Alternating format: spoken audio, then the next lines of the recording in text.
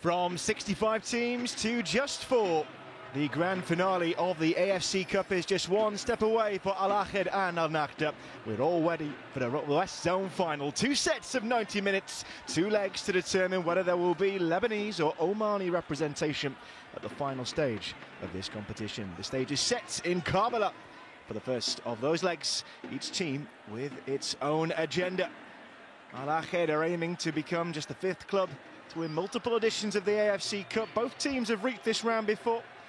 This is, however, the 2019 champions' last chance of joining that exclusive club before we say goodbye to this competition and welcome in a new dawn for Asian football with the 3-tier competition system. The new AFC Champions League Elite and Champions League 2 with the brand new AFC Challenge League for the up-and-coming nations. Can they earn the distinction of being the final name on the coveted trophy? Meanwhile, for Al Nakhda, a chance to atone tonight for their one previous jaunt into the last 4. They reached the semi-final way back in 2008 when they succumbed to Al Maharak of Bahrain. It was the second leg at home that let them down that time. Will it be different in 2024? Either way, it's clear a strong performance away from home could make all the difference.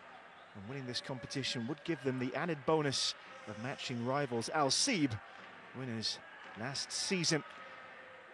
Another bonus is the winners of this competition will go straight into the AFC Champions League Elite playoffs.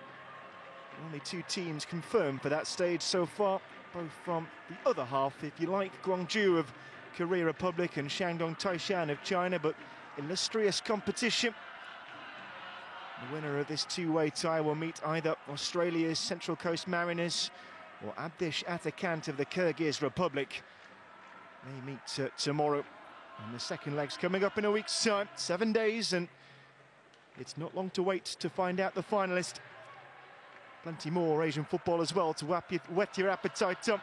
AFC Asian Cup Under-23s is underway in Qatar at the moment, and then we've got the brand new AFC Women's Champions League coming later on in 2024. There's a lot to look forward to, but the focus is on this evening.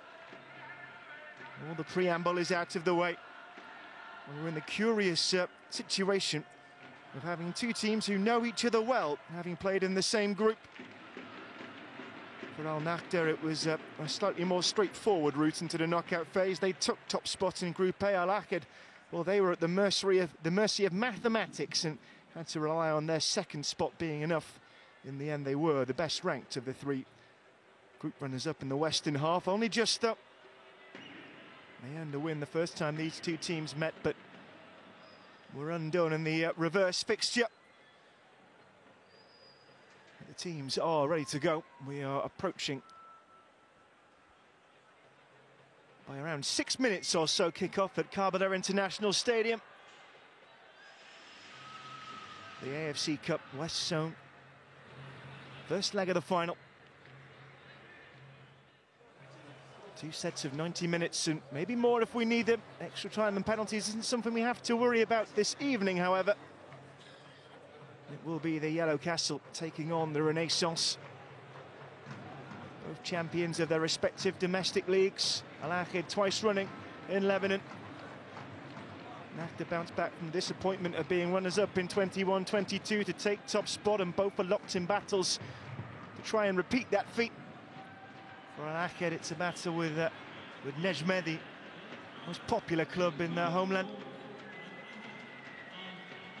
As for Al Nakhda, it's been a long battle with the likes of Al Seeb, who've proved themselves at this level.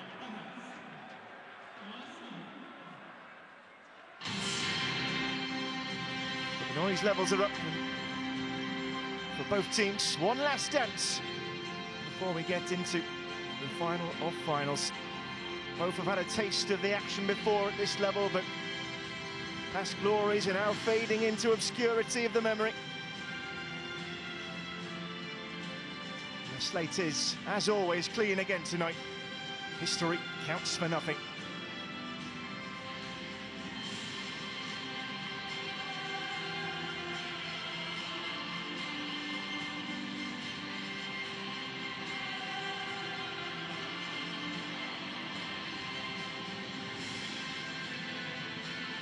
And so they meet again, separated by the barest of margins in the group stage.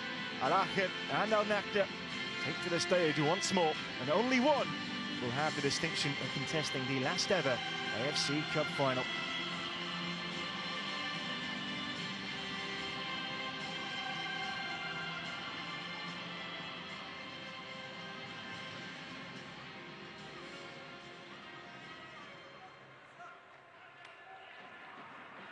Well, it's a competition that's brought much joy to Al Ahly, Lebanon's first winners of this competition in 2019. They're here thanks to victory on penalties against Al Karabakh. They were victorious on opening night in the group stage when these two teams met, but for Al Nakhda, that night in Sib represents their last loss in the competition. They got their own back in Muscat on match day 5. Both are on the cusp of history once again. Well, the headline team news is that star striker Lee Erwin doesn't make the start list for Ahly. He drops out for Mohamed Halak. The Syrian international Mohamed Haidar will be his partner up front. He and captain Hussein Zain are part of the victorious 11 from the 2019 AFC Cup final. They played with a back 5 in their zonal semi-final, second leg in Basra, but it looks as if the Yellow Castle have reverted to a 4 in defence this evening. As for Al Nakhda, Omar El Malki comes into the attack as the sole change from the zonal semi-second leg. Will support Walter Boualia, who scored a crucial equaliser in that game against Al Rifa. And tonight's referee is Mohamed Al Hoish. He's from Saudi Arabia. These are the rest of his refereeing team. Frequently seen at the top level and entrusted with the big games. FIFA list referee for a decade now, Mr. Al Hoish.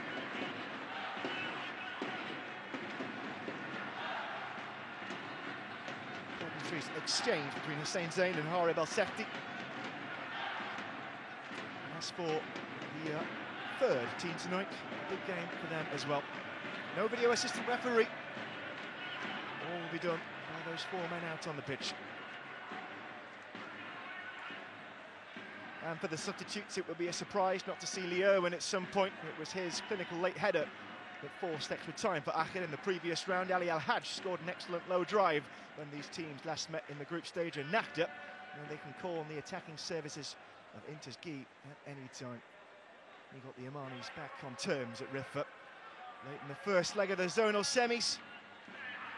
There's Hamid Al-Azani, coach since 2021 at Nakhda, and the domestic double last season. His opposite number tonight, Nafit Mohammed. In January of last year, we're midway through the season, won the title, but a continental gong, that would eclipse it. And the third meeting of these two teams in this season's competition. There will be a 4th next week, and over the next 3 hours of football, we will find out who has the resolve, the skill, the determination, and maybe the luck to reach the AFC Cup final. All set in Karbala, this ancient city in central Iraq, a short hop in the banks of Lake Mill. It is indeed a moment that everybody has been talking about. The Shatakans, or Central Coast Mariners, await the AFC Cup final.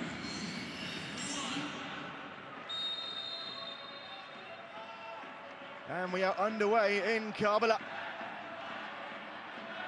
2 legs to decide the first finalist in the final season of this competition. We all know what it means to these two clubs. A brilliant year for Oman last season with the run to the title for Al Sib, Al Nakhda. We want their slice of the pie now. As for Al Ahly, they know what it means to get to the very top of continental domination. That is the prize on offer for both of these teams. Only one has managed to do it before, but there's no reason that past glory should count for anything now. Both have had obstacles to come across on their route to the zonal final. For Al Ahly, 2 tense games against Al Rifa. For Al Nakhda, well, it was very nearly over in their zonal semi-final. They're going to have to defend the first attack, but it's a comfortable catch from Mustafa Mata. Walter Walia signed at the start of the year. The equaliser in the zonal semi-final second leg.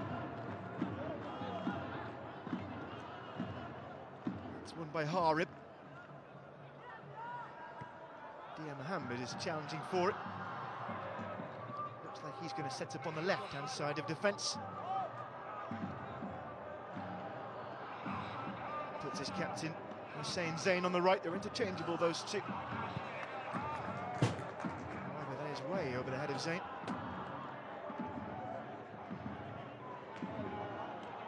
Defender in his career, Rafat Mohammed, played in Syria and Jordan. Former boss of the Syria international youth team. He'd won a number of caps for the national side himself. In fact, his only goal came against Omani opposition.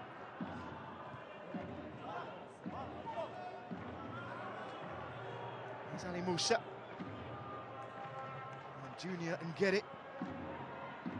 This was a stray into Omar. Maybe a chance for the Yellow Castle. Here's Hassan Sroor. Marmor. Looks like Kerim Derwish is going to be playing up front on his own for Al Ahly. Means that Mohamed Haidar might drop in a sort of number 9 role.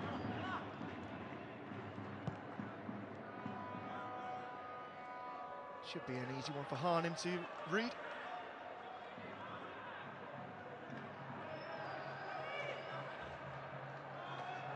They're based in the Lebanese capital, Al Ahly. To play this in Karbala.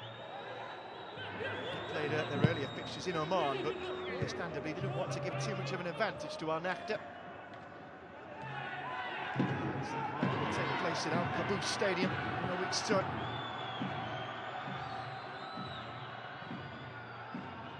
It's going to go all the way back to Mustafa Mata. He was the hero of the zonal semi-final second leg, scored the winner in the penalty shootout. Saved a weak pen too from Al-Karabah's Mahmoud Khalil. Well, Ali Musa wasn't afraid to put his shoulder in. Kerim Derwish, either way it was outside the penalty area, but the Saudi referee wasn't interested. No problem with the foul, but he has set a precedent there, Mr. Al-Hoish. There's Ali Musa, but given away. Hassan Sroor. Marmor. Bodies forward for the Yellows here. Played straight at Junior and Getty, however.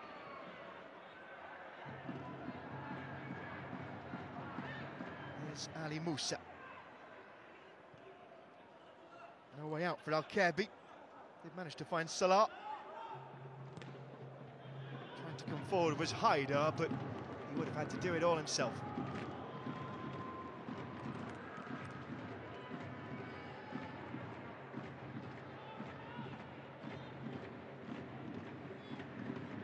Night for Mohamed Halla. Scored the goal that secured top spot in the group for Al Ahly. They were heading out until that point.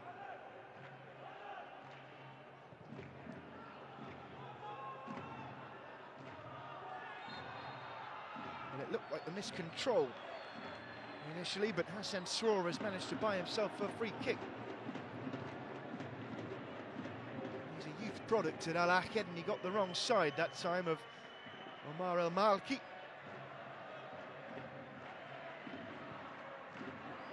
Haidar forward, but couldn't find Mohamed Marmor. Here's Harnim. Al-Kabi. Ali Musa. He was held there by Waleed Shaw.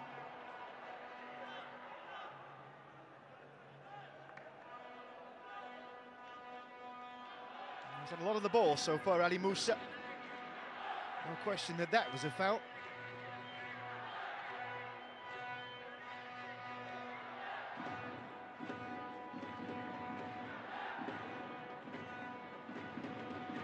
They haven't felt much love in this competition in recent years. Al Nakhda failed to get out of the group on both occasions they've entered this tournament since that run to the last four in 2008 until this year.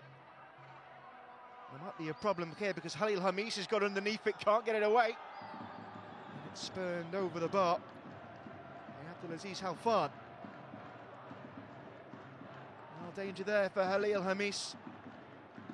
Vastly experienced man at the back. 3 times he's been Lebanese in the Lebanese Premier League team of the season, but his experience didn't show there against Abdulaziz.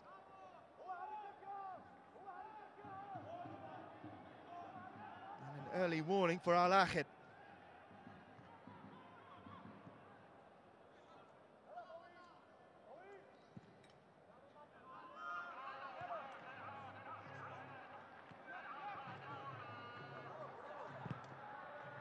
Forward from Hussein Zain, but, well, to nobody in yellow.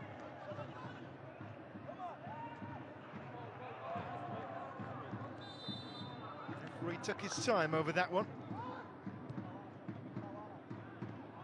And sided with Felix Melki.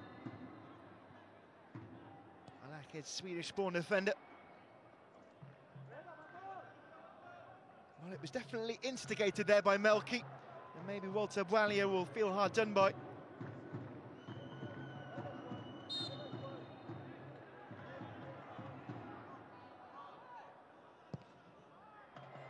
is Melki to take the free kick, but it held up in the turf, didn't it? Still 2 green-shirted bodies in the way of Mohamed Marmour. Here's Hanem. He's been an ever-present for Nakhta so far in this competition. Now El Kaabi. The beginnings of a press from Ahad. Not blessed with options either, Hanem, not going forward. Ali Musa. Hanem Ramadan. Now Junior and get it. Pressure was put on by Hassan Sroor and he's won it back. Couldn't find Halak though on the return ball. Will make do with a throw-in.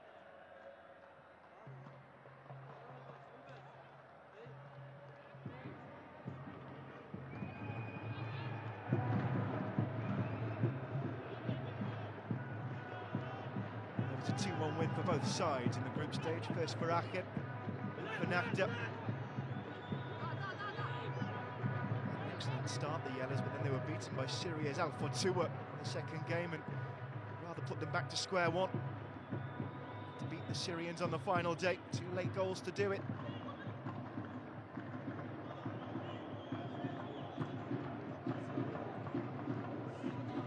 Here's Ali Musa. Oh, he was second to that. The referee looks favourably on him.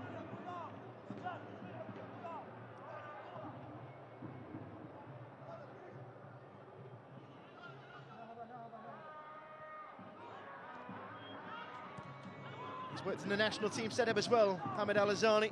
Plenty of experience. He was actually caretaker manager of Oman between permanent postings.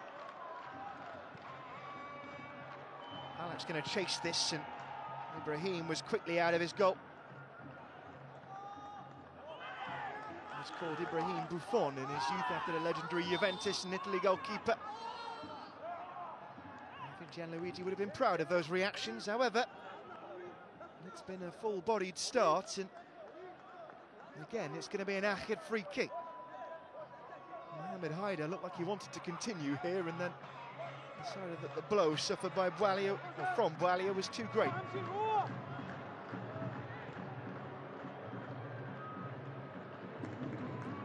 Speaking of things that weren't too great, you could say the same about the ball from Hussein Zain.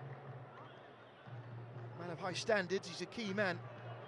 The Ahad setup started every game bar one.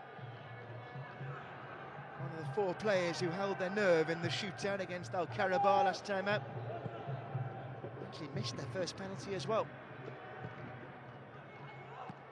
The good thing was the Iraqi side missed their first 2. Always helps.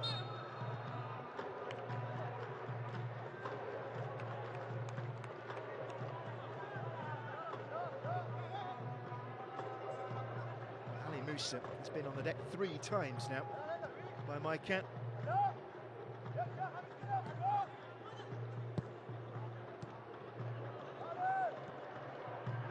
It's Junior. Abdelaziz.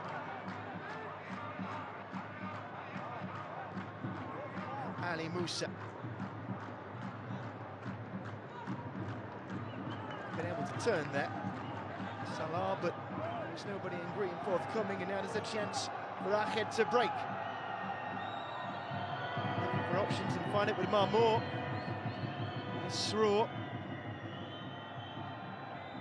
Being watched all the way by Harib. Now Mohammed crossing towards Darwish, and he couldn't control. It's calm from Ahmed El-Kaabi just to walk this away from danger for Nakhta. Ali's got a lot to do on his own here. Good holding by the Congolese striker. When he picked that ball up, there was nobody around him in the green jersey. He was having to wrestle still with Khalil Hamis.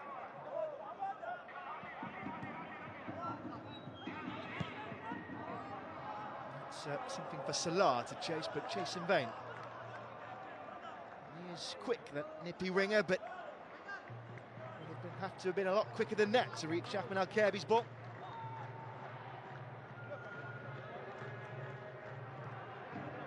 Both teams have elements to be happy with in the opening minutes. To really see a chance on goal is Harib. Ali Musa looked like he wanted it, but tried to go straight over the top towards Ben Saha. It's controlled by Mohammed though. It's Junior. Harnim. Nowhere forward for El-Kaabi. They seem happy with that, Al Nakhta. Keep the ball in the defensive third until an opportunity presents itself. And here it might with Ben Saha. Looking for Salah.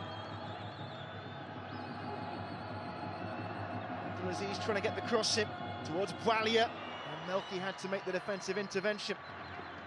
Zayn has come across for it, but he's been beaten to it by El-Kaabi. Felix Melki with the ball away again. Harib. Harnim. Ali Musa.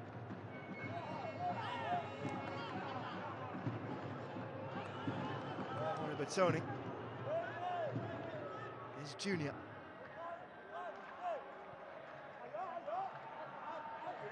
Harnim Ramadan.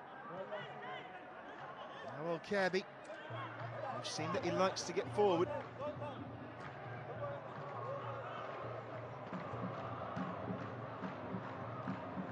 Junior and get it. This homeland in Canon Yaoundé in Cameroon for Mans Al Rastak in 2021.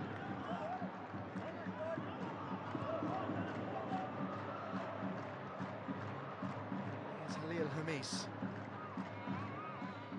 Dia Mohammed. Not featured much in the AFC Cup so far, just 2 starts, but seen plenty of action so far in this one. It's up towards Halak, but couldn't control it, the big man up front. Melki. Not his most convincing header, but fine, Hussein Zain. Now Hamis and Dia Mohammed. Looking for Darwish, and Ibrahim not afraid to come out and get it. He's presented an opportunity to Akhed here, though. It's Mohammed Haidar. Getting support from Zayn. Ibrahim's going to come for it, and the goalkeeper got there. Well, it was from his clearance that attack started there for Al Ahly. He was there to mop up at the back in the end.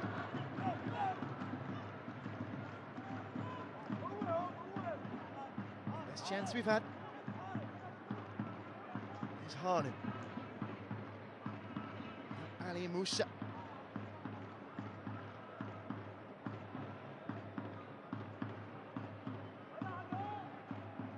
Abdelaziz Halfan.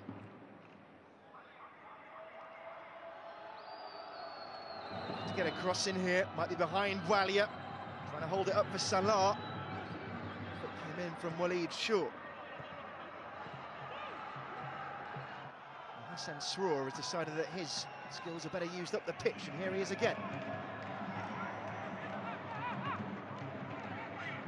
It's Harim. He can move the ball quickly, Nakhta, when they get going. Here to prove that is El Kherbi.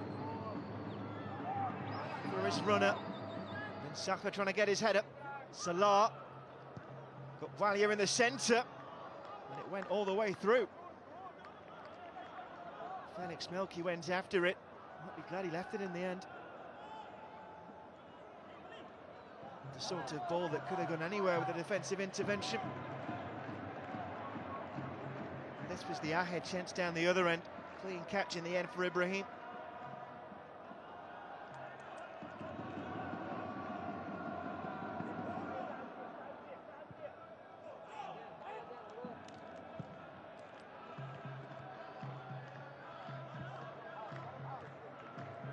Well by Karim Derwish.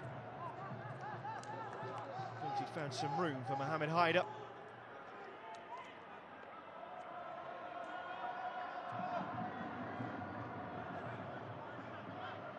Maybe some empty seats in Karbala this evening, but make no mistake, those who have come in support from both sides are making plenty of noise, and well, there was nearly another reason to make noise for Ahed there.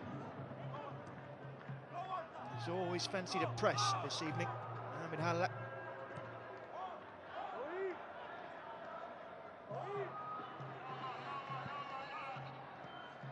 This is Melki, away from Walia, for Haider. Here's Harim. He's found Salah. Walia. Thought he had an easy pass, but blocked off. It's not hurt Nakhta though. Salah. That's been El Kherbi. Well, they've been patient, haven't they, Al Nakhta? Not afraid to use the long ball either. Usually comes down this right flank as well. It was Harim's pass, but knocked out by Dia Mohammed. That was greeted warmly by the Ahed fans in attendance.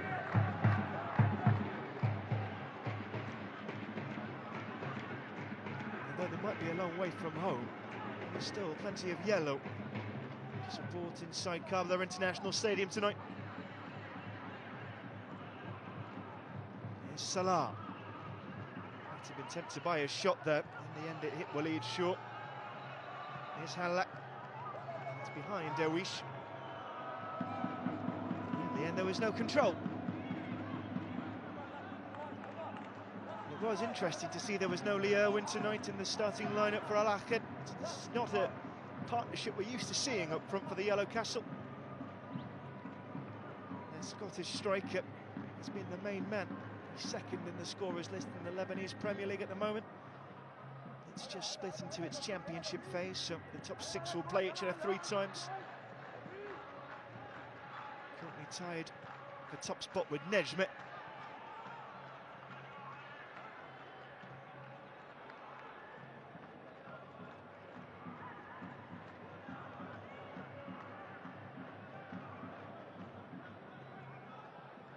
Both of these teams have done their bit as well to service their national teams. Only 2 clubs were better represented this year at the AFC Asian Cup than Al Ahed. 10 players at the finals. They weren't far behind with 9. It's a good ball in, but Mohamed Haider's control isn't enough to reach Mohamed Halla. It was in the end a tournament to forget for Lebanon. They finished bottom of their group with just a point. In a 0-0 with China. Did manage to score in their final game against Tajikistan, however. As for Oman, they fared slightly better. 2 draws against Thailand and Kyrgyzstan, but we'll be disappointed it wasn't enough to progress. Still 2 countries in which football has been built on year.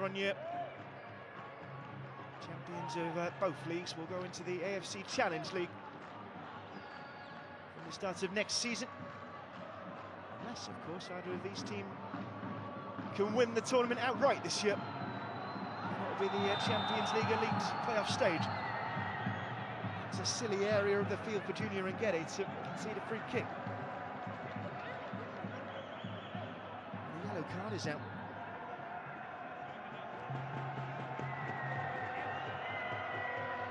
Harim is advocating case of his centre-back, but it's going to fall on deaf ears as far as the referee, Mr. Al-Hoish, is concerned.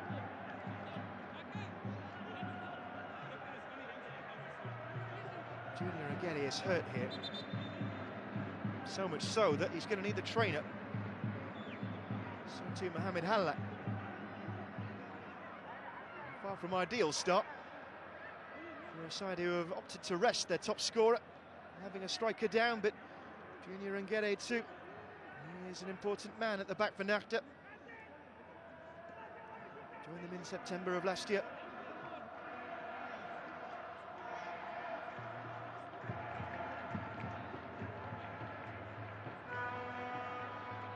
It is a warm night this evening in Iraq, so not a bad idea to take an impromptu drinks break. This was the incident. I don't know if there was much intention from Junior Ngede. Maybe this angle will tell us more. Well, there is a bit of a pull on the shirt of Mohamed Hallak.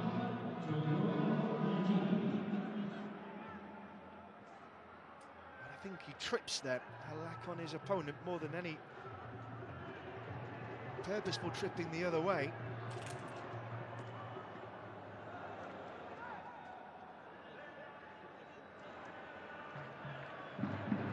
It's an easy free kick to give, but the yellow card hasn't yet been brandished for Junior Ngede. Which may well be over either way.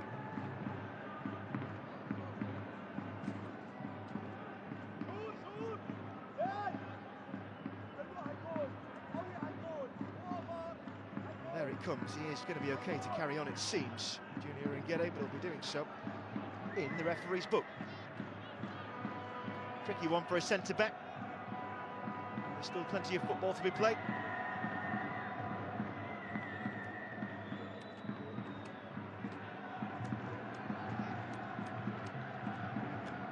It's fun for all the family.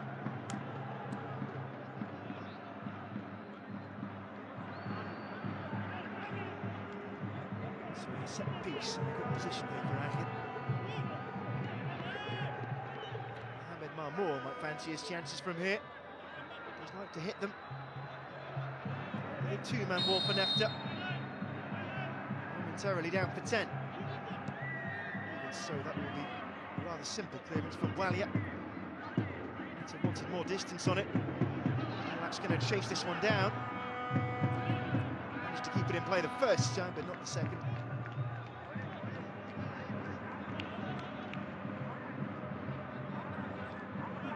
He scored 3 goals in 3 games. I think coming up towards the end of the group stage, but has been quieter since. It's Bahrain Darwish. Got a match winner on match day 1 when these two teams met, but hasn't scored in this competition since. He was the man who missed his penalty. Shootout against Al Karabakh.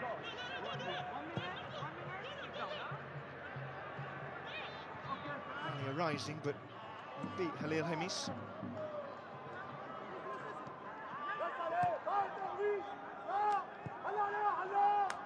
Junior Ngede is back on, by the way. Oh, it looked to be waved on then, and then he's been kept on the side, so they'll want him here because Ahid are attacking, and it's Darwish. That was always heading off target. The issue is that Mohamed Marmour was arriving at the back post, and I think he wanted that cross to him there, Marmour. After defending a man light, fired into that area of the field where Junior Ngede would have been. It's a rather wasted opportunity for Al Ahid. I think he had eyes for goal here. Darwish. As I said earlier, he's not a man on form in the goal stakes. That would have helped him there. This is another problem for Al Nakhta.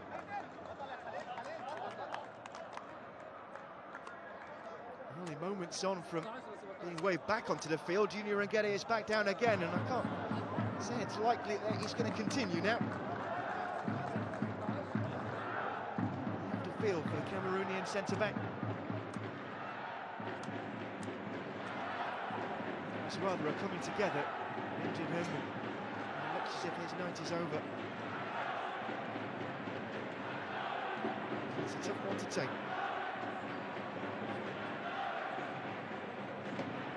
this was the incident with Mohamed Halak. It's hard to see how he injured himself there. I think he was already moving a bit gingerly. Junior Ngede. Is it something he was already carrying, maybe? Mohamed Al Azani wants a switch, and I'm not surprised. Can't afford any passengers, but it's a horrible way to end for Junior Ngede.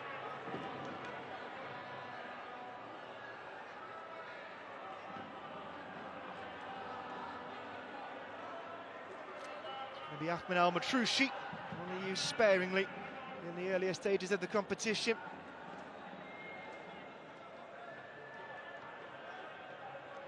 Did have a couple of options to pick from. Also has Nasser El Shemmali, veteran centre-back, but he too has hardly been used in this competition.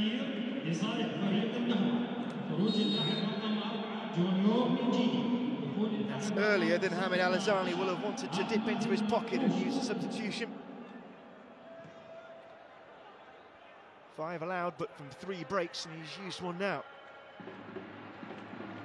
Abdelaziz.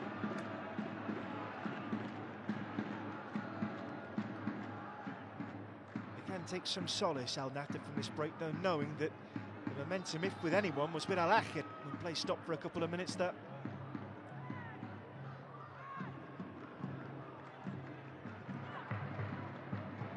It's Dia Mohammed using Straw.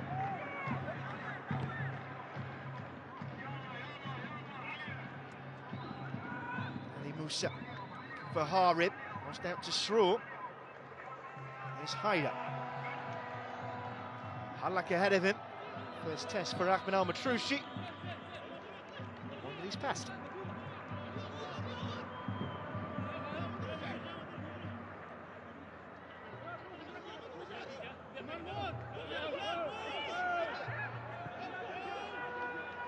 Here's Waleed Shaw. Hassan Straw. Melki. Hamis.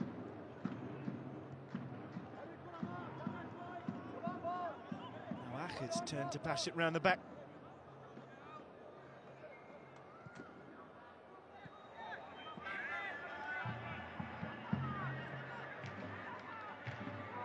This flowing move might have a better ending. It was wayward, wasn't it? Can't blame him from having a go. With our players in better positions in yellow and black, however. And a man who scores many goals, fullback Dia Mohammed.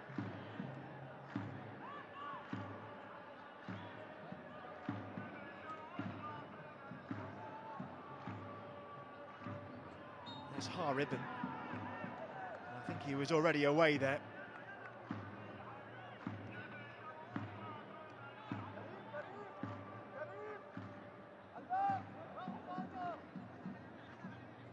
Ali Musa.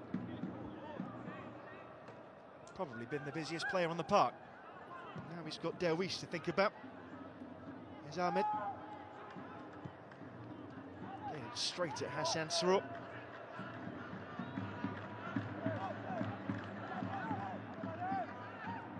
Harib spent too long on the ball there. And he's got himself in trouble against Halak, who's held it up well. Advantage played. Now Straw. See, that's an interesting one.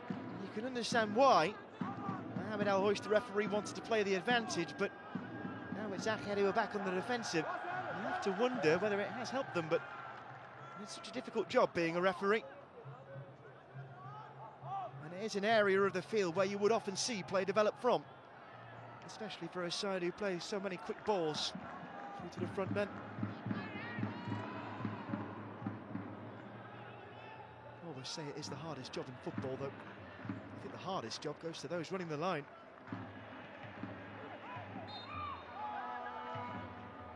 This one's been played in a good competitive spirit so far. Well, maybe that is borderline unsportsmanlike.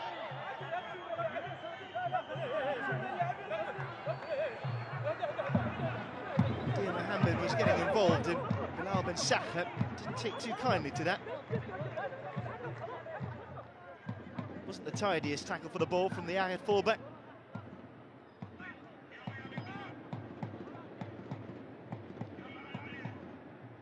But when that's what you're up against, it's sometimes hard to get boot on ball. And he's failed to do so there. He's a man of great skill, Bilal Ben Saha, the Nafta man. Got continental experience with Tunis in his days in Tunisia. Actually played at the Club World Cup in 2019 briefly. Experience on the very highest stage. Here's Hala. He's got a runner in the form of Marmour. Derwish is in the middle if he can find it. Derwish straight to the goalkeeper. And Ibrahim was behind it. But you have to say either side. And it's 1-0 Al Ahed. And it was a difficult chance for Karim Derwish. It was slightly behind him. But what an opportunity, even so.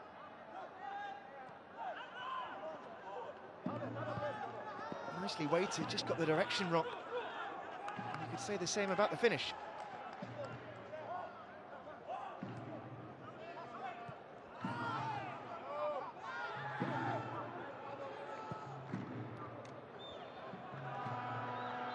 Calling for an offside flag here, Al Nafta, which does come.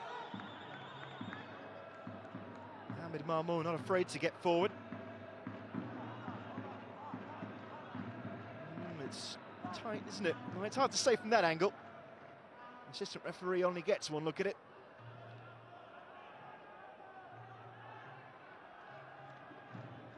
Here's Harib. Has to be careful where he's turning.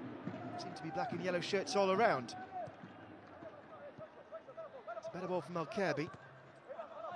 No room to operate though for Salah. Good turn by Zayn, now Haider. Looking for Halak. Might have to do it on his own here. Well, it was always unlikely that he was going to keep that alive, but he made a good effort of it.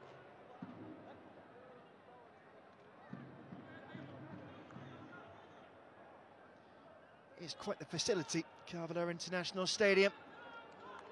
Only opened 8 years ago. Local team Karbala Sport Club play here. They were part of the inaugural game. They played Iraq's 2007 Asian Cup winners. 30,000 turned out for that one. Did end 0-0, however.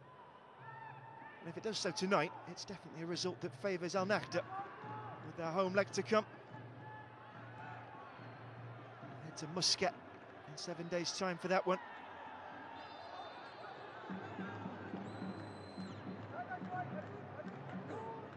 They actually hail from Muscat. They're based in the city of Al Buraimi. The big occasions are fit for the bigger stadiums.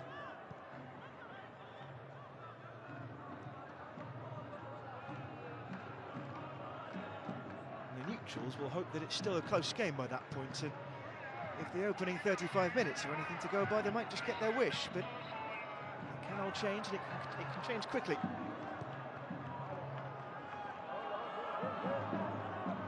With the only big chance. Not one that they've taken. There's Zayn. Well, he's short. Using Haider. The deception was from Harnim.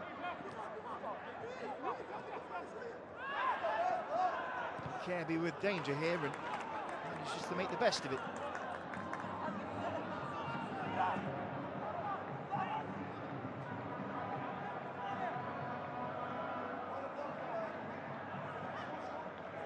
He's another who's played every game of this AFC Cup, Al-Kabi. An extra long campaign as well for Nafta. They came into the qualifying playoffs as last season's Omani champions to beat the Bahraini champions Al Haldia. It was 3-2 back in August. It's been a long road to this point. Here's Ben Saha. Ali Musa. Al-Kabi. Dangerous place to make a challenge like that. And the yellow card has come out, perhaps fittingly so as well, for Walid Shah.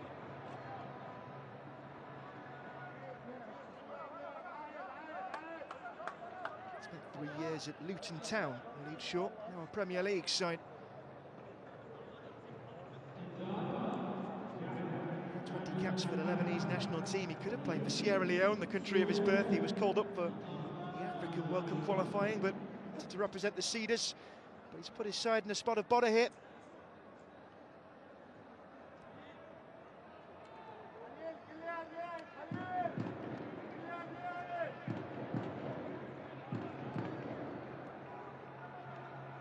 Could be a job to do for Mustafa Mata.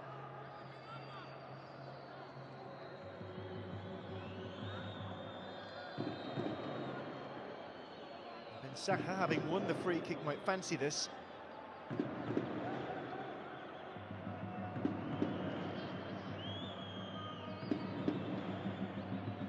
It's never a bad time to open the scoring, but 7.5 minutes out from half-time is certainly a good one in my book.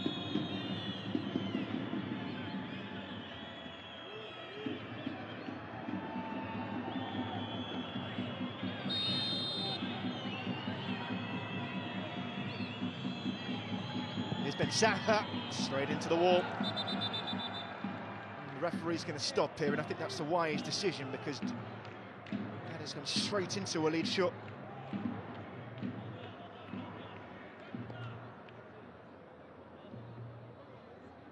Well, he put his body on the line here. Oof. I'm not surprised, he's felt the full force of it, he took all of the impact.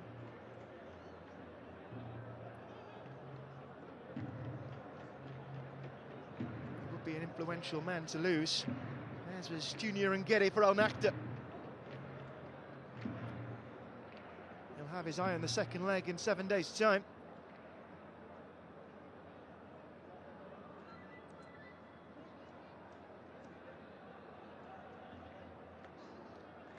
Just tend to operate Waleed Shaw as a centre-back, so he's actually playing out of position tonight in defensive midfield.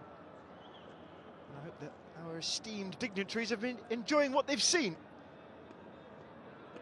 Even if it's been light on goalmouth action, it's been a good tussle between two evenly matched sides.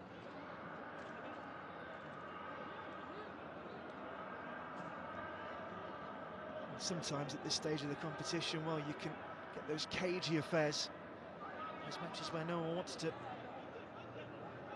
stand up and be counted for in fear of making a mistake at such a crucial time, but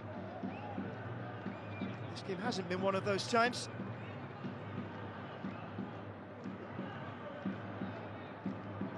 Both sides have exhibited attacking football when they've had the chance. And a sporting gesture from Mustafa Mata to give that ball back to Al Nakhta.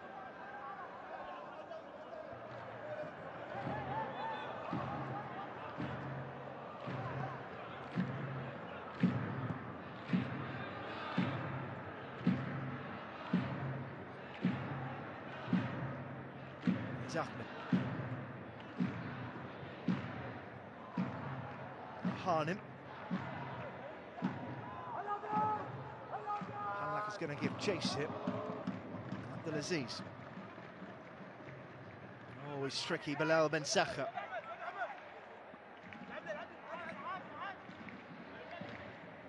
Exudes confidence in the way that he struts with the ball.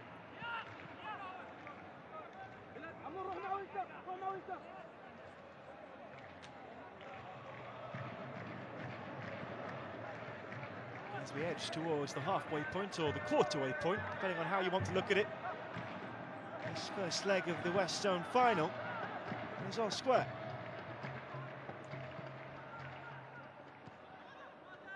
Let me remind you, no away goals anymore in this competition.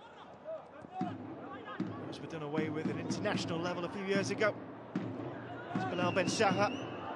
Held on to it too long. Straw got a foot in.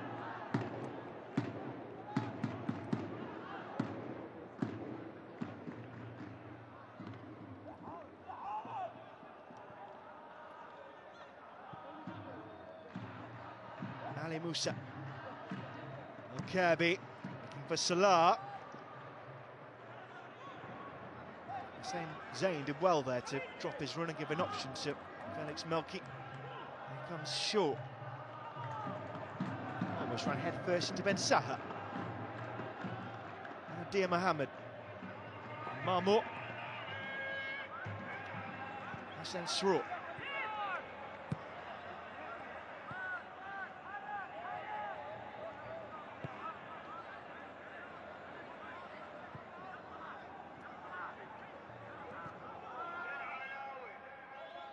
Noki with something to think about there from Walia.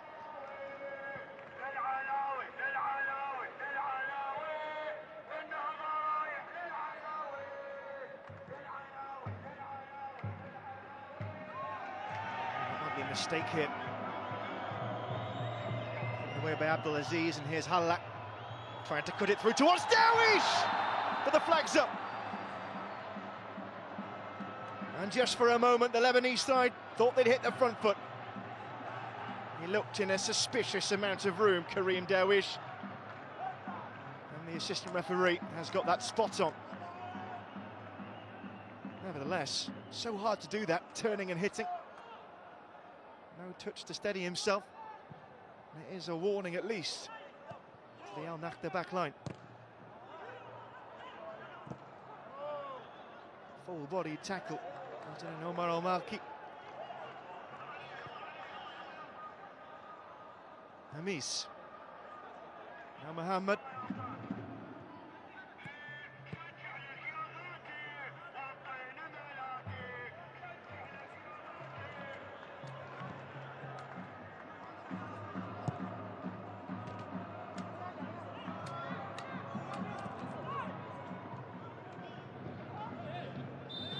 It's going to be a defensive free kick this time.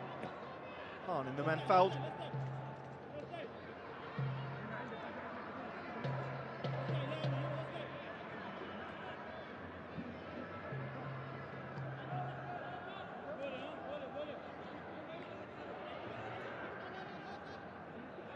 It is great that we're going to be seeing more opportunities for clubs in the AFC spectrum over the coming years.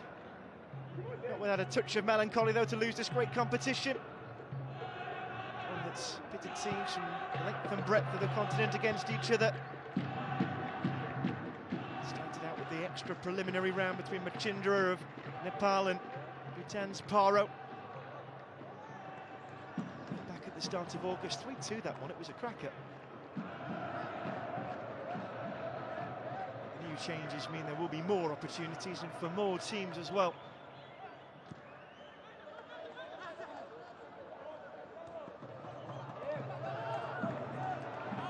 Little turn now, Mohammed Haidar.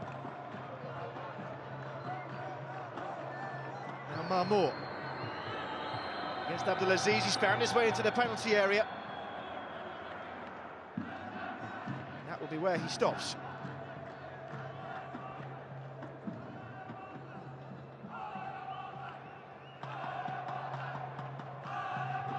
That's the rerun of the disallowed goal, and it's close, but it's still a fairly clear one. And we can confidently say the assistant referee got that one right. No less frustrating for Dawish, however. Into 3 minutes of added time. What a time to score this would be for Halak. And he thought he was denied by a hand there of Ahmed Al Matroushi. Protestations heard and ignored by the referee. Ali Musa. Given away. Srour. Now Shaw. Marmot battling his way forward. This is Hussein Zain. Haidar. He's giving it away. Some welcome respite for Al Nakhda. Ali Musa. Oh, there's another problem here. This time it's Mohammed Marmot. And he's not a man they want to lose. He's been instrumental in getting Al Ahly into that attacking third down that left flank so far. Signed for them last May. He's got a brace in his first game. Over 30 caps for Syria. battle with Abdulaziz Halfan, but I think he did it. Oh, there's no hand in there. Referee right to wave away the calls of Halak.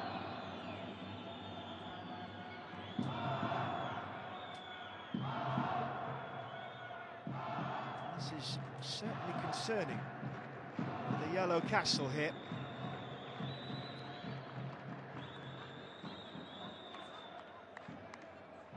They do have one of West Asia's most potent attackers on the bench in Lee Irwin.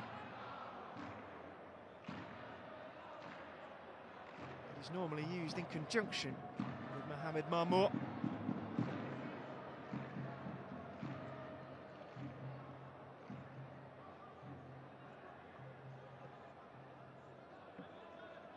I'm sure wild horses couldn't take him off before his time.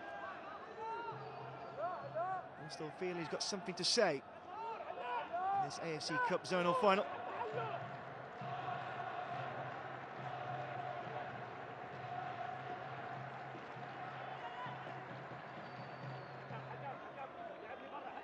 So there were 3 minutes signified for added time. We may well go beyond that now if Mr. Al Hoyce sees fit. There's Ben Saha.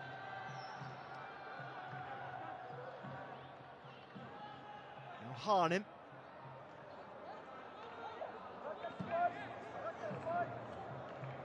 Now Salah. Up towards Walter Bwalia. And he's got the better of him. Harib. Well, no time for added extras, just the 3 will do. And a goalless first half in this AFC Cup zonal final first leg. Not without chances, opportunities of, well, a precious commodity, but one big one did fall to Al Ahad. Both sides have struggled through injury as well. Italy contested and hard fought. Karim Darwish thought he'd put Al Ahad ahead, but an offside goal, rightly called out.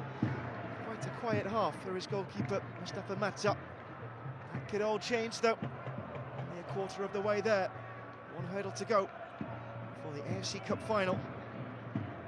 At the halfway stage, it is Al Ahad 0, Al Nakhda 0 in this first leg.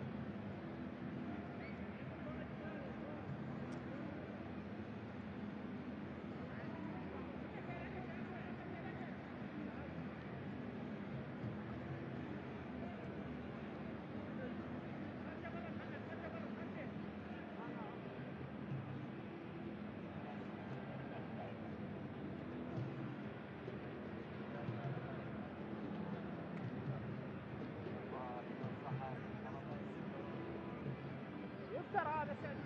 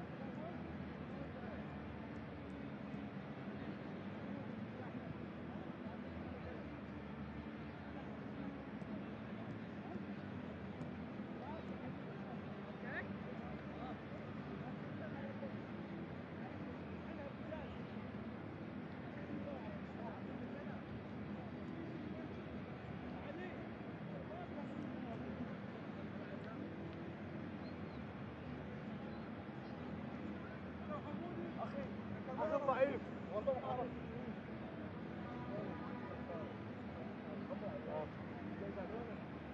تمام ما تمام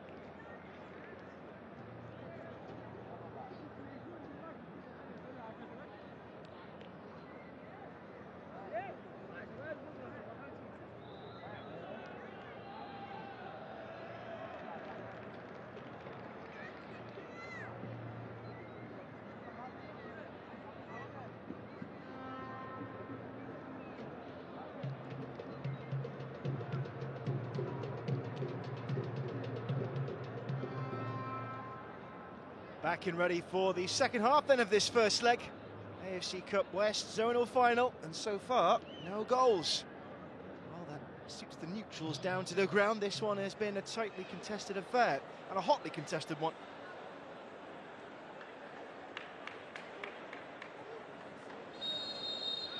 And away we go, 45 more minutes, and then 90 next week. Nothing to separate Al Ahly and Al Nakhta.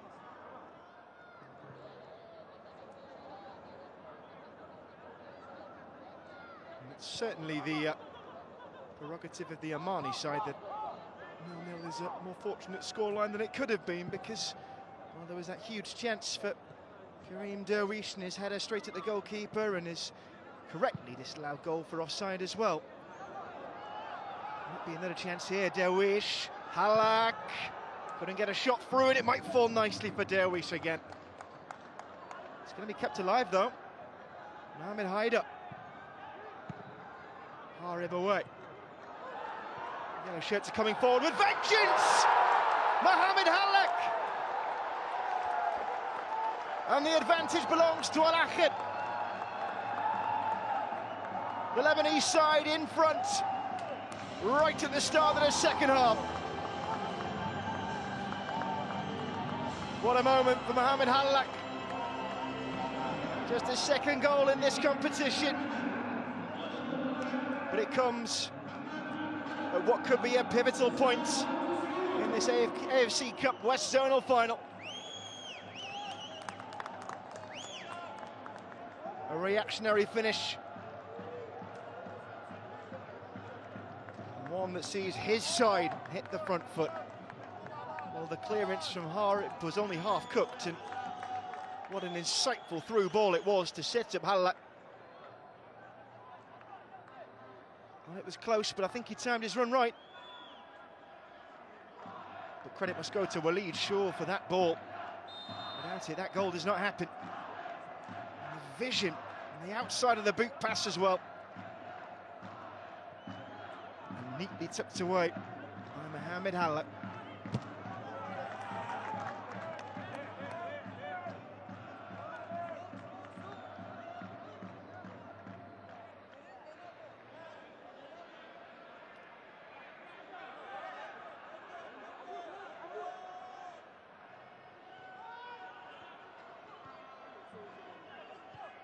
What now then for Al Nakhta? Still waiting for their first proper chance of this first leg. And it's the side who topped the group when these two teams first met, who are trailing in the zonal final.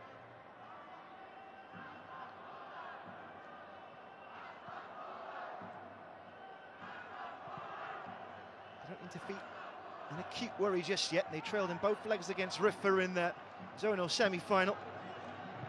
Here's Dia Mohammed looking to make it worse, however, and he's got a corner. All the momentum is with Rafat Mohammed's side.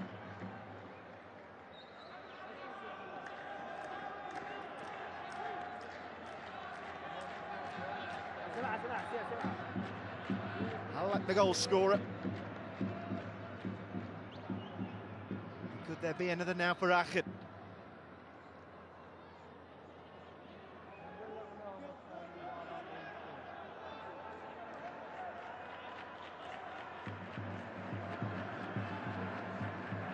It's going to be either Halak or Haider. Haider it is. Well, it would have been spectacular, wouldn't it? Into the ground by Waleed Shaw.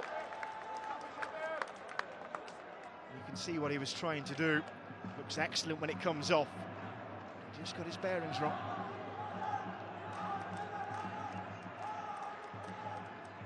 And Val Nachten didn't know before, they're in a battle.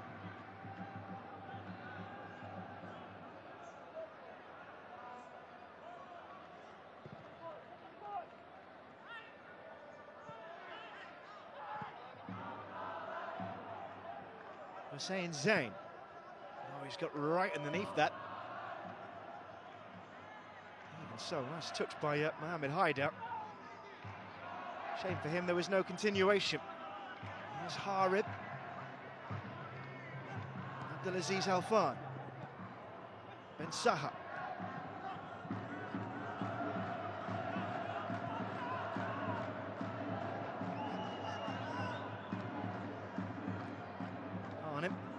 Now Harib. Oh, he showed too much of that to Walid Shaw. Derwish has got behind that, and he might win it a second time. Well, he might have been away there, Karim Derwish. It was a late flag from the assistant referee. And I think all the gentlemen watching on might know why he was stopped in his tracks. That looks painful.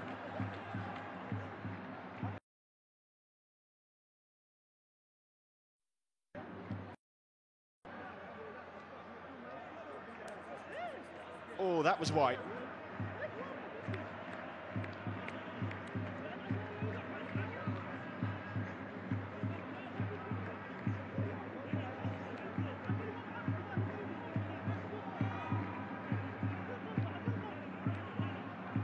So a blow in the back of the knee as well from Harnim. Some might argue in favour of Nakhta there. Maybe they should have had a defensive free kick, but here's a set play well won by Karim Derwish. Mohamed Haidar is the man to take it.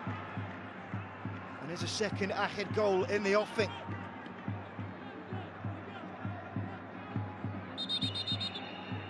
We're not happy with some of the tussling here. It's been delivered in no uncertain terms to Halil Hamis. Here it comes then from Haidar, drilled in. And the referee's whistle has already sounded long before that net ripple. And some stern words handed out by Mohamed Al Hoish. He was clear in his decision, the referee. Let's have a look at why. Well, Melki went down and the free kick was signalled to Al Nakhta early on. Maybe it's because Harib is on the floor. And it was Walid Shaw who was standing over him. And with that confrontation not in the path of the ball, you have to say that it was needless from Al Ahed, especially given where the ball ended up.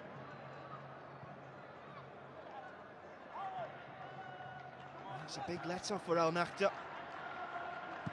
This doesn't necessarily need to be a problematic scoreline, not with a home leg to come. 2-0 though might be. And Saha. Was there a foot in there from Mohamed Marmour? I think he's landed on his shoulder as well by the looks of it.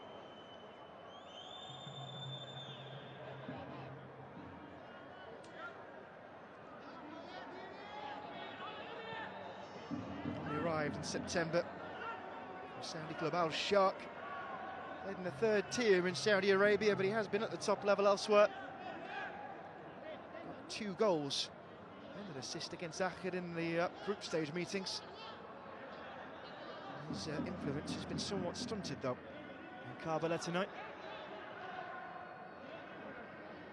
Chance for him to make his mark now, but it won't be from taking this free kick. That's going to be down to Ahmed Al-Kabi. He sent Ben Saha away.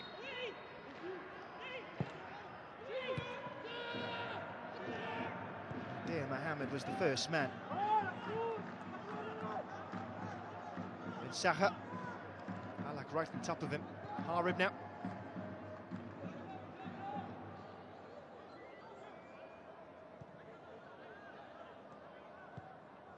Oh, he invited a bit of pressure onto himself there, Armin Al Matroushi. Brought on for Junior and get it. After just half an hour in this game, the Cameroonians succumbing to what looks like a knee injury, judging by the hefty ice pack he was sat on the bench with. Abdelaziz's ball, looking for Boualia.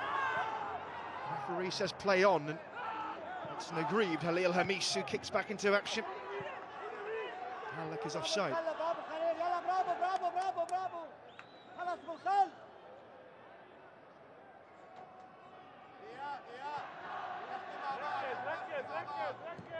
Abdelaziz and Hari.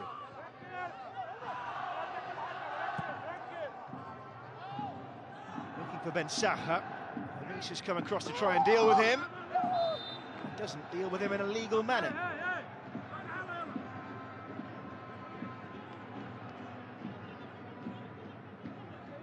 That's the downside to being a skillful, nippy winger.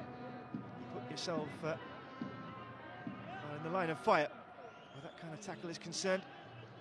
This was the chance. Now watch the number 22 in yellow here, Walid Shaw. Well, he has nothing to do with it. So it's hard to say it was a push.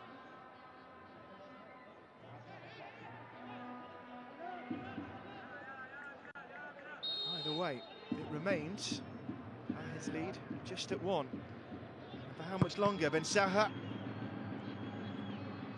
Ara picked it up and Halak did just enough to force him off balance. And even more, in fact, because he's won a goal kick.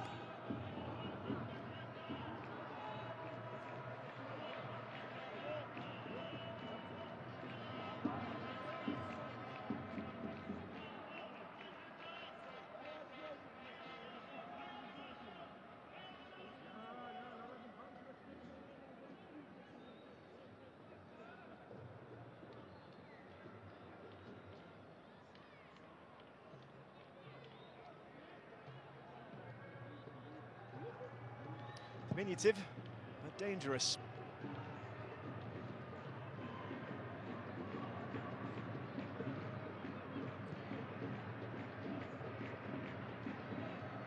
Away by Hanem.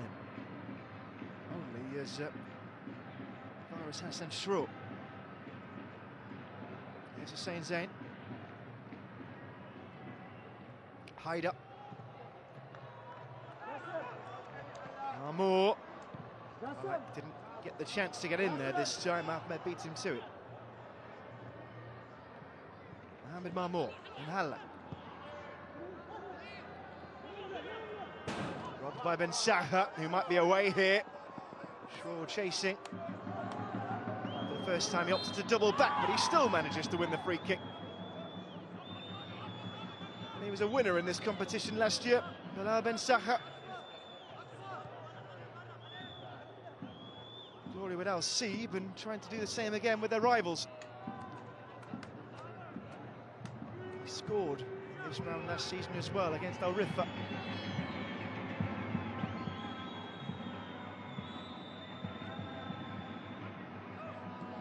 Incidentally, neither side's top scorer is playing in this game. We've spoken about Lee Irwin being on the bench for Al Ahad, but Issam Al Samhi has got 3 and he's on the bench for Nakhda too. Here's Ben Saha. Salah's ball. And one that the goalkeeper just has to keep an eye on from Omar.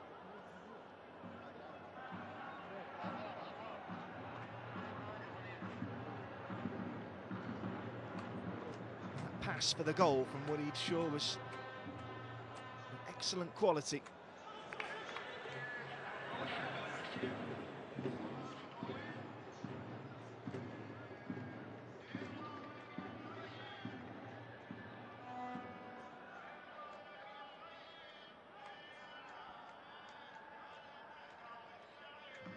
It's curious, isn't it, being a goalkeeper? You can go from being the hero of the semi-final to rather a passenger in the final. He's not had much to do. Mustafa Mata took a really good penalty at the end of the shootout against Al Karabakh. Fired it into the corner. With the pick of the bunch.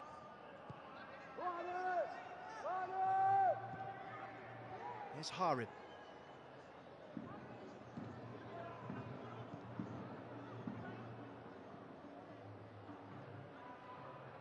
On in Ramadan. was looking for Salah Al-Yahyai, but couldn't find it. Might get a reprieve, though, because that's an awkward skim off the boot of Hussein Zain.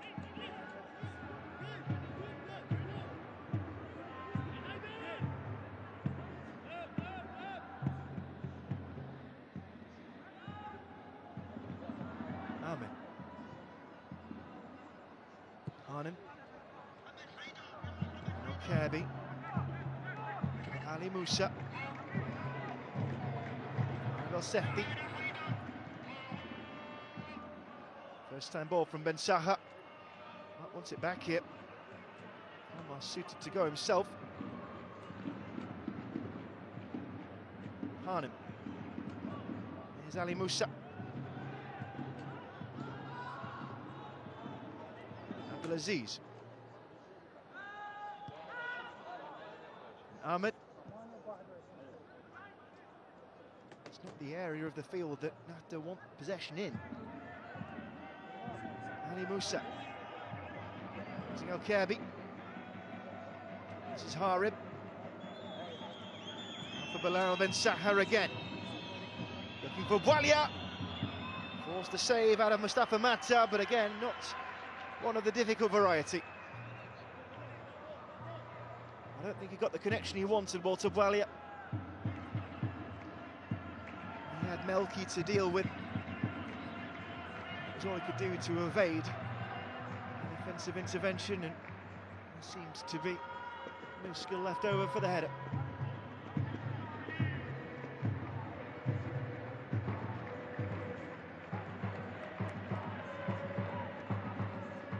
Harnham. Ali Musa. Got to be careful there. Thankfully for him, Ibrahim was alert. Boualya in a confrontation with Melki, and you can tell by the throw of the arm from the defender what he thinks about it. And you can also tell what Mohamed Al-Hoist thinks about it. He was clearly holding the shirt of Walter Boualya. He was at pains to let the referee know.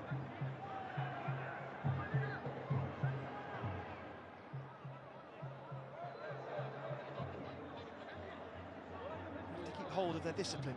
Al-Ahly, they've got the advantage here, and it would pain them for that to slip as a result of their own wrongdoing. Such things can be helped. Here he is then, Issam Al-Sabhi, top scorer in the competition for Al-Nahda. Scored the very first goal of their journey, went back in August against Haldia. Ali Musa has gone off. Comes Intezghi as well, scored in the zonal semi-final first leg. To get Rifa back on terms, they'll need more of the same this evening.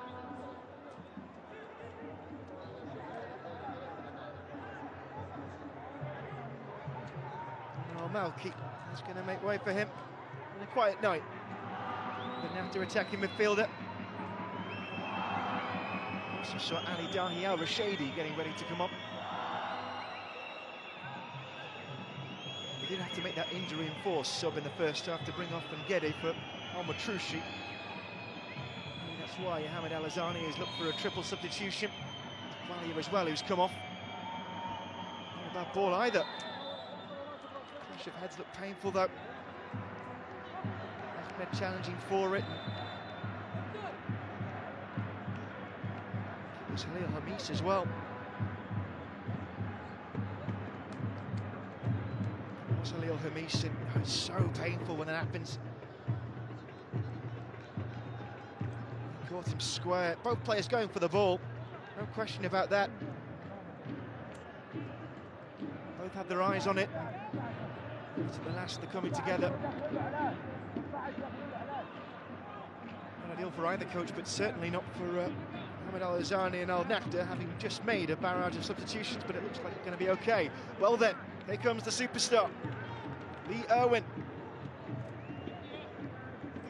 9 goals already this season in all competitions. He's set the Lebanese Premier League alight. He enters with his side in a favourable position.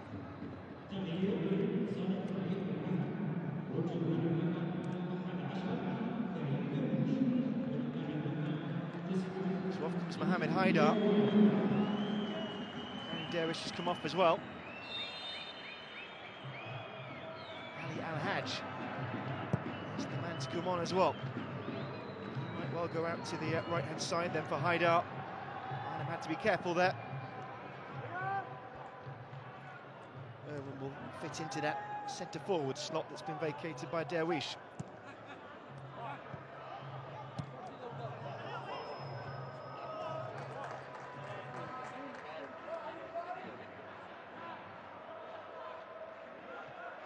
Intezghi.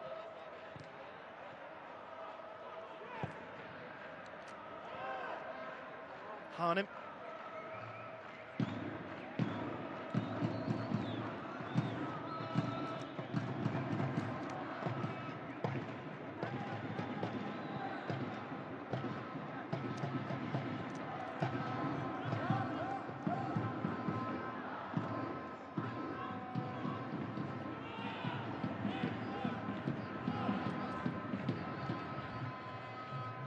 Zaha.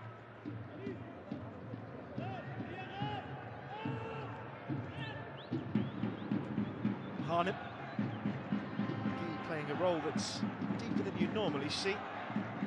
He's normally at the very forefront of the attack. There's Harim. They'll be partnering.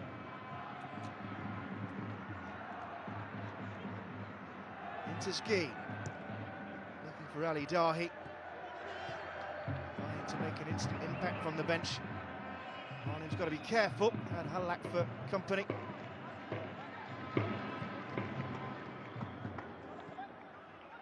Now Kirby.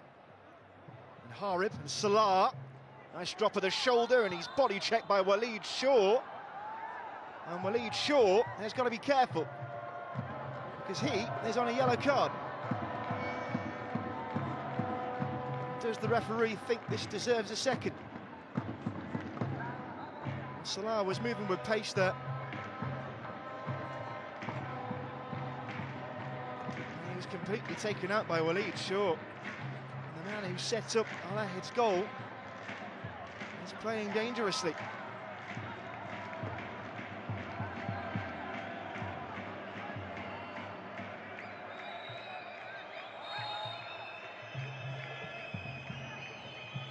And he lives to fight the next battle. With Zaha.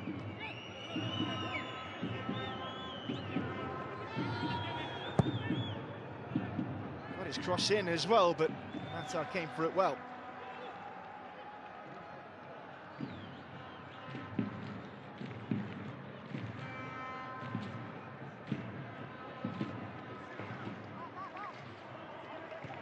Halak was calling for that.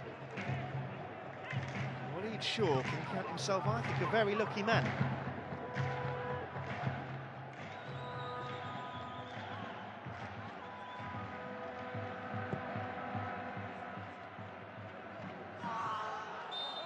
Irwin getting himself involved from an early point, and it was a painful coming together for Abdulaziz Halfan, and the yellow card is shown to the Scotsman. Whether he agrees. Well, he would have wanted a quick impact from the bench. Rafa Mohammed from his big centre forward. Maybe this wasn't what he had in mind.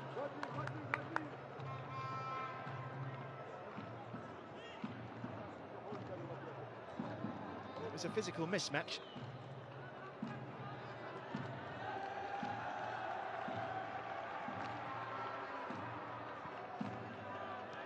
Ahmed. Arnhem. Arif El-Sefdi. He's played this ball really well. Salah trying to feed it through towards this Sam, but no path to goal, and sometimes it just falls favourably for you. And it's a goal kick to Al-Ahid.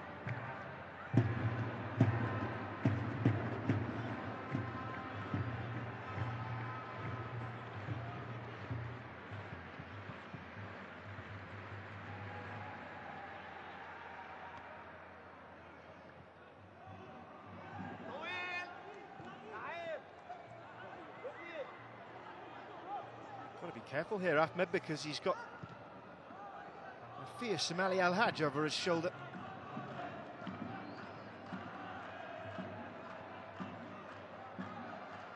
Kirby. Looking for Guy, but only found short. Halak. Whoever wanted it in the centre. Al-Hajj. It's still Ali Al-Hajj. Danger not over here for Al Nakhta. There's Abdulaziz Khalfan who made that block. Harib. Now Ben Saha. Looking for Issam. Malky wanted a reaction from his teammates. Ali Dahi. Issam Al-Sabhi. He's got Bilal Ben Saha open. He'd already started to make his run. He had to falter, but he's won the corner. Bilal Ben Saha. Nakhta look to get back into this first leg. A place in the final of the last ever AFC Cup on the line. Central Coast Mariners have this Atakant, the opposition. Al Nakhta can help their claim if they play their cards right from this set piece. And Saha. Hands have gone up. Oh, and it fell nicely for Abdulaziz Khalfan.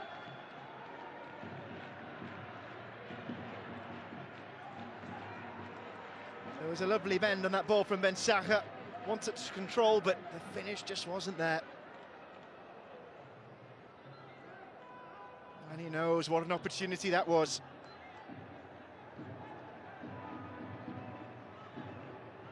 As I imagined, does Hamid Al-Azani.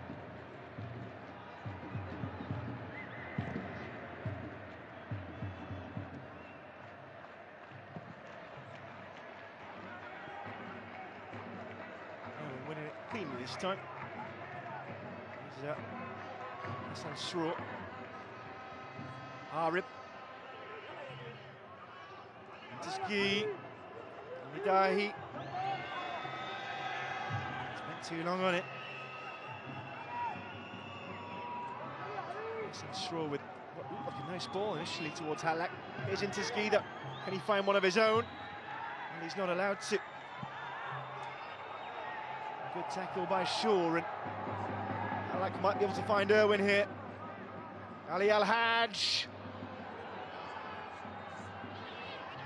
It's still Ali Al-Hajj. Halak. And Srour straight to the goalkeeper. Well, the build-up was neat and tidy, but the finish just wasn't on the same level.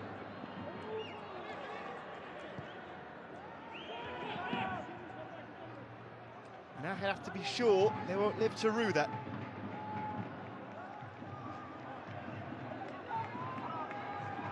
Hussein Zain. Irwin.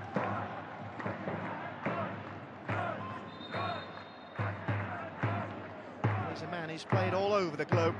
A couple of seasons at Leeds United in England.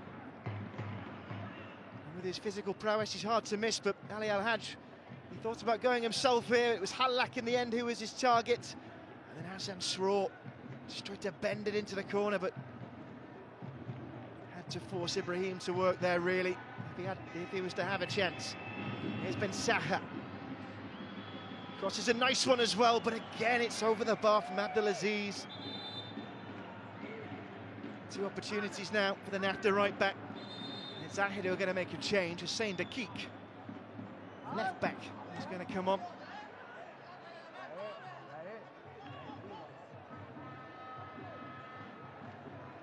Mohamed Halak is going to go the other way, so an attacker is coming off and a defender is coming on, so unless he's going to play further up the field, Dakik, this might be a suggestion.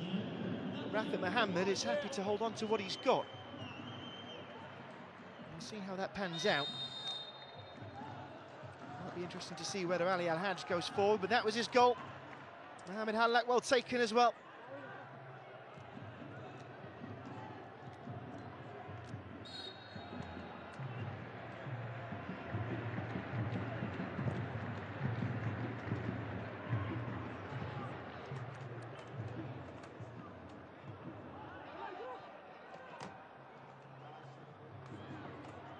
Tackle well ridden from Marmour, and he's found Hussein Zain. Can the captain deliver? Mohamed Marmour. There are yellow shirts forward here. Walid Shaw. Oh, he was on the stretch there to kick. So it looks like he'll be going down the left, but further up then, in an attacking berth. Change for Nakhta. Mandar Rabia El Alawi. He's going to take the place of Bilal Ben Sacher, who's been one of their shining lights so far. Like for like swap, it should be on that right wing. And here he is, El Mandar. Intezghi. He's got the spin here and the turn. Issam El Sabhi. El Mandar. Header away from Shaw. Sam finds himself locked out of that battle. And could have the free kick. But he knew he was the wrong side there, Issam El Sabhi, and had to resort to pulling to try and get himself back in line for the ball.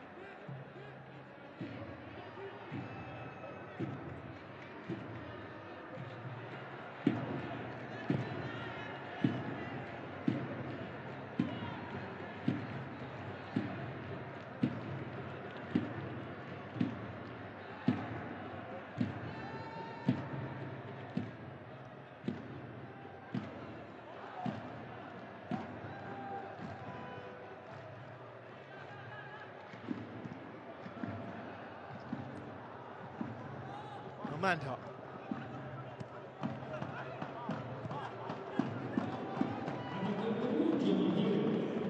Arnim.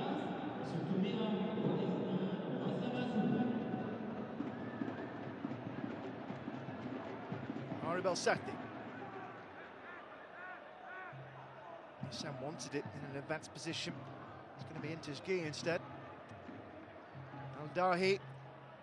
Good tackle by Melki. For Irwin. Blocked off by Ahmed. Here's Abdelaziz.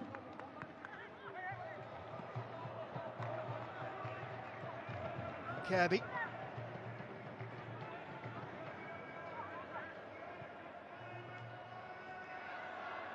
Abdelaziz Halfan. Omantar. Intezghi. Wanted the free kick though. To be careful of the counter instead. Irwin's going to chase this, but Ahmed always looked like the favourite.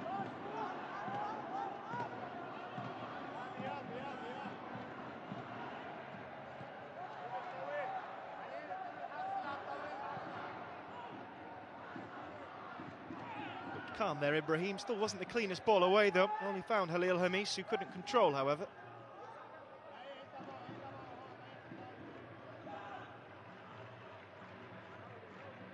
With around a quarter of an hour remaining in this first leg, it's the Lebanese side who are sitting pretty, but we have started to see Al Nakhta come back into things. They have threatened at times. Still have their home leg to look forward to. Can they go into it level pegging? Looking for Issam, that ball from Salah Al Yahya.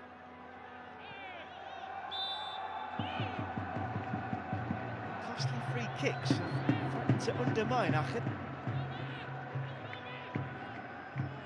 Often in good areas of the pitch for Nakhta as well.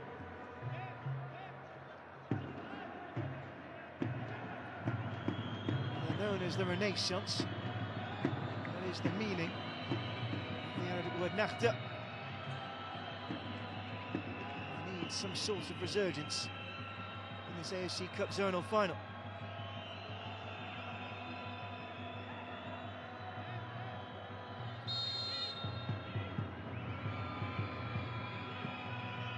Fizzing ball in.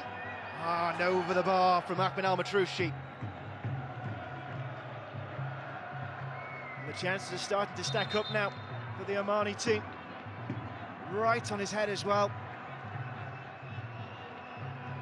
And all the Ahad defenders could do was get in each other's way. Watch Ermin and Melki here. And it left Ahmed wide open.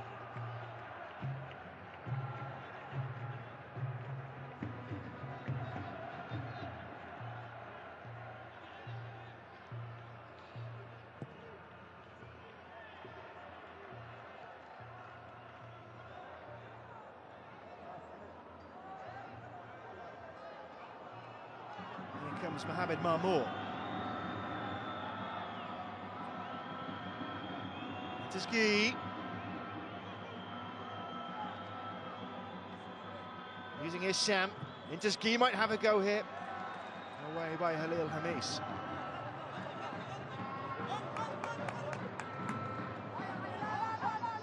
Hanem. Return from Haribo, he was dispossessed there by Al-Hajj, and he'll be grateful to hear that whistle.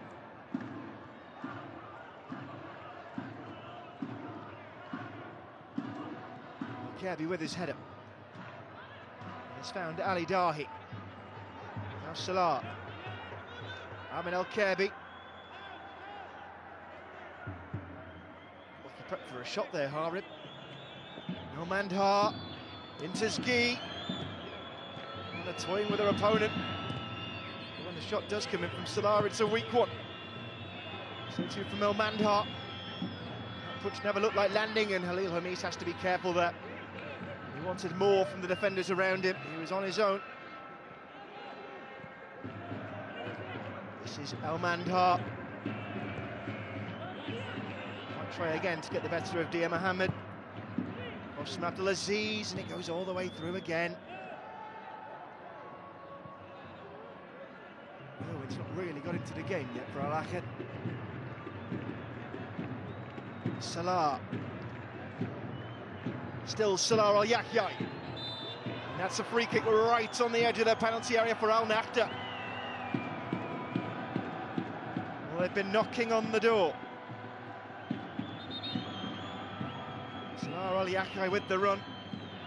And that was all that Ali Al-Hajj could do there to stop him.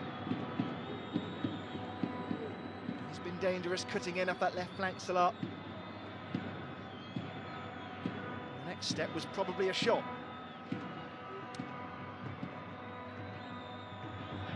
Might be what I can have to deal with next.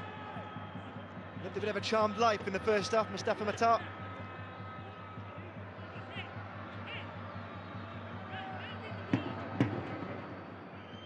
The man who drew the foul then, Salah Al-Yahya.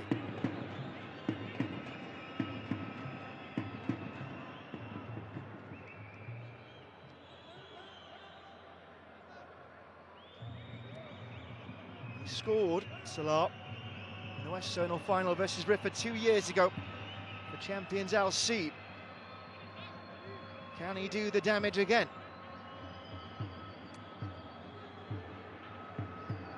Might have assistance as well. Amin El-Kirby also standing over it. 5 in the wall, no chances taken. And straight into that wall it goes. El-Kirby and Salah. Oh, held on to it for too long, and Hassan Sroor has got the better of him. And when their chances have fallen their way, they haven't taken them, Al Nakhta. And could they be made to pay here? 2-0 going into the second leg is a very different game. It's Lee Irwin trying to hold it up. And that's going to be comfortably over in the end. Ali Al-Hajj threatening after giving away the free kick at the other end. Irwin knew where he was, but just lost control of it.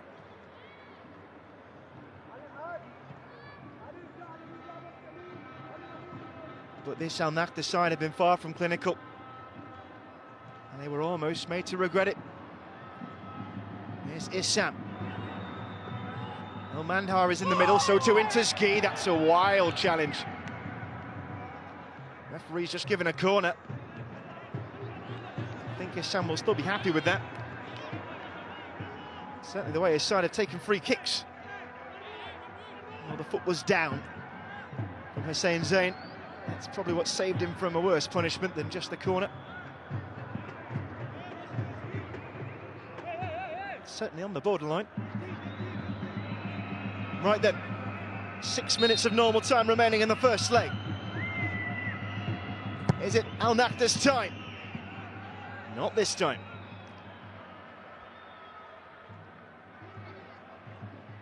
And time again, they've had these set plays, Al Nakhta, and they've hit the first man.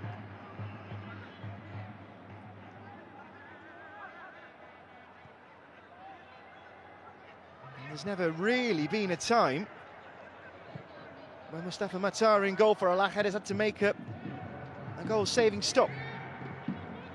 Into Ski. Most of the shots he has faced have been off target.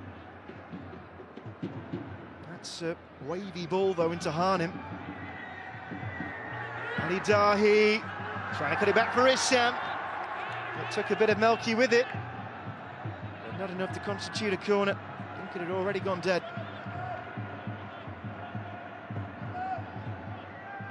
It's frustrating for Al Nakhda. But that lot, they'll be the happier of the two sets of supporters.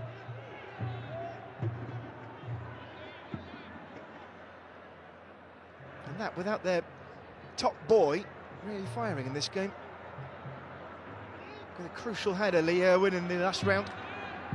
Equalised in the second leg of their zonal semi-final. Just 5 minutes to go at the time. It was a really clinical tuck-away. Had a spell in Iran with tracked up. Scored the fastest hat-trick in the history of the Iranian league. 7 minutes it took him. Fruitful season for them. He's been in Finland since then. Top scorer in that league. Oh, we've got an issue here. Referee's trotting over towards Mustafa Matar.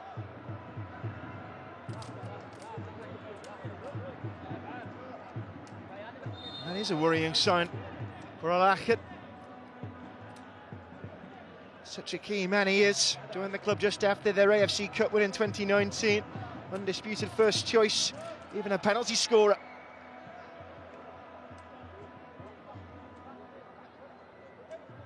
And they'll be relying on him here. Because on the bench, okay, there are two options, but both of them untested at this level. They've got the 20-year-old Sharif Azaki. Only a couple of appearances on the bench in this competition. He's the third choice, really, behind Shaka Wekpe. He's got a bit more experience, but he's only made one sub-appearance in the league this season. And it's all immaterial, really. Because that's the problem when you've made your 5 substitutes. Which is an entirely more frightening prospect for the Omani Renaissance.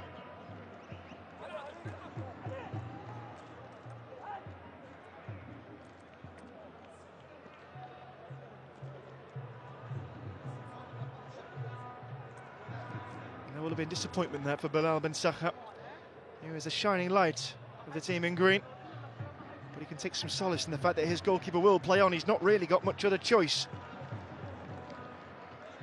Outfield player in goal is not the way you want to go in your AFC Cup zonal final. And even the best sporting events are too much for some. We'll show him that when he's older.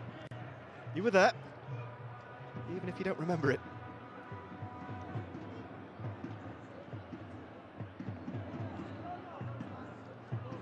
And I guess that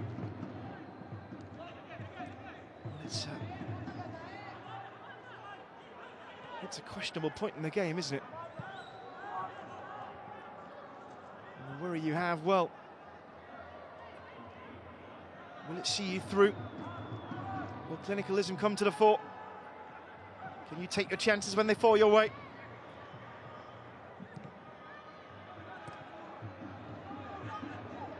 Here's Abdulaziz. Hamis got underneath it. That pass can be, that stat can be misleading because, okay, they've been accurate in the passing on after, but the issue is they've not really used it when they've had the opportunities. Here comes a man who dropped out at the side, Noor Mansour.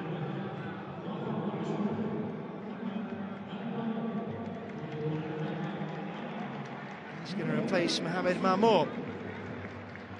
And this is an attacker for a defender. Noor Mansour, a centre-half, coming on to shore things up for the remainder.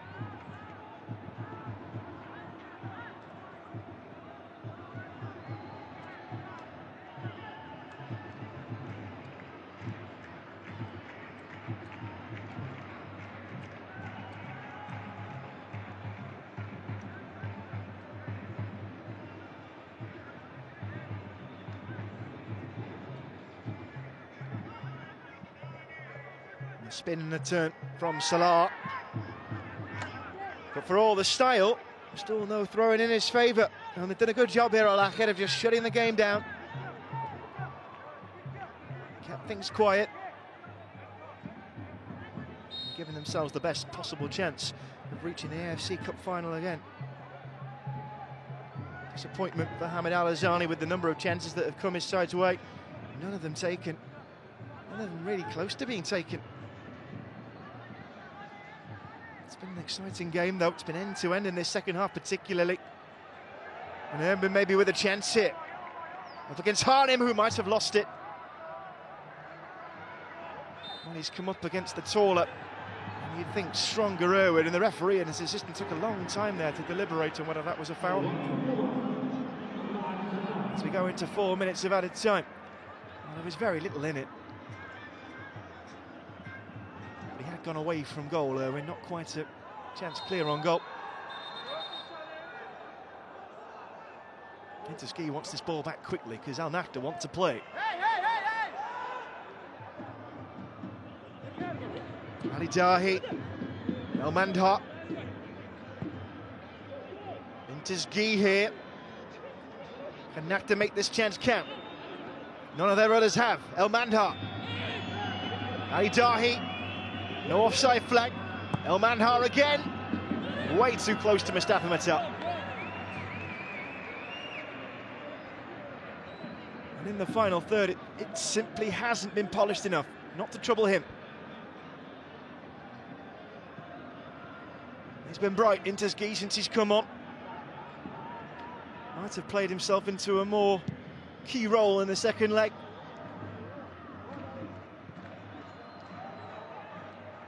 Daqiq wanted to get on the end of that, maybe a little too much, because he's fouled Abdelaziz Halfat.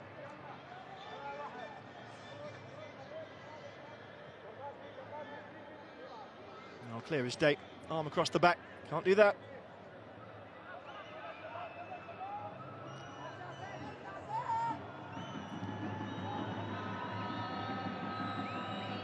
Interski. Harib. The Ivorian is still going here. For Ali Dahi, only found Melki. Time running out in this first leg for Al Nakhda. Interski. They come from Ali Dahi. El Mandha. Ali Dahi can't control in a good area as well for Al Nakhda. He's back up on his feet, El Mandha. Interski. El Mandha. And away by Dia Mohammed. Only as far as El Kerbi. Salah couldn't control. There could be a break on here for Ahmed. And what a fortunate knock that was. Off the back of the boot of Harib El Seti. El Mandha had to have quick feet. Ali Dahi. Away by Melki. All the pressure coming from those in green. And Abdelaziz Halfan lost that there. And he stopped Ali El Hajj from getting away. Didn't need the skill. What an area to try that in.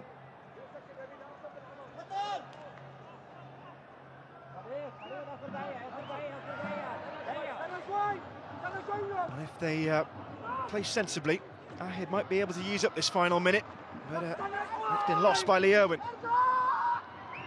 El Kerbi.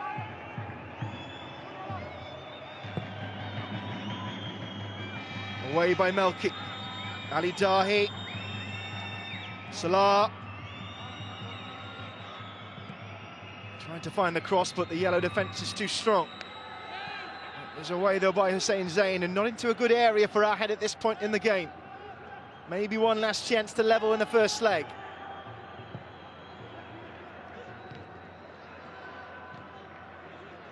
El Mandha. This is it for Al Nakhda. Has to do it all himself here. He's got no support. Backwards to Interski. Now Harib. This ball has to go in the box. El Mandha.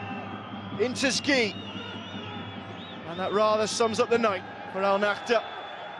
They barely laid a glove on Al-Ahly when it counted, and there is the final whistle. So at the halfway stage in this AFC Cup West Zonal final, the advantage is with Al-Ahly.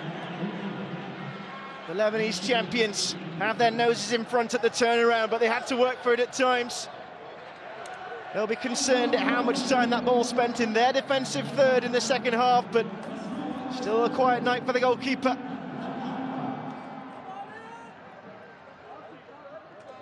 And the side from Beirut have drawn first blood in this battle to fly the flag in the final of this competition.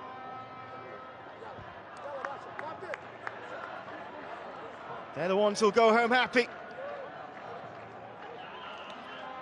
It could have gone either way for times, but that one moment of magic, Waleed Shaw's ball into the diminutive magician, Mohamed Al-Haq. And in Karbala, the first leg of this zonal final ends in Ahly's favour. The final score, Al-Ahly 1, Al-Ahly 0.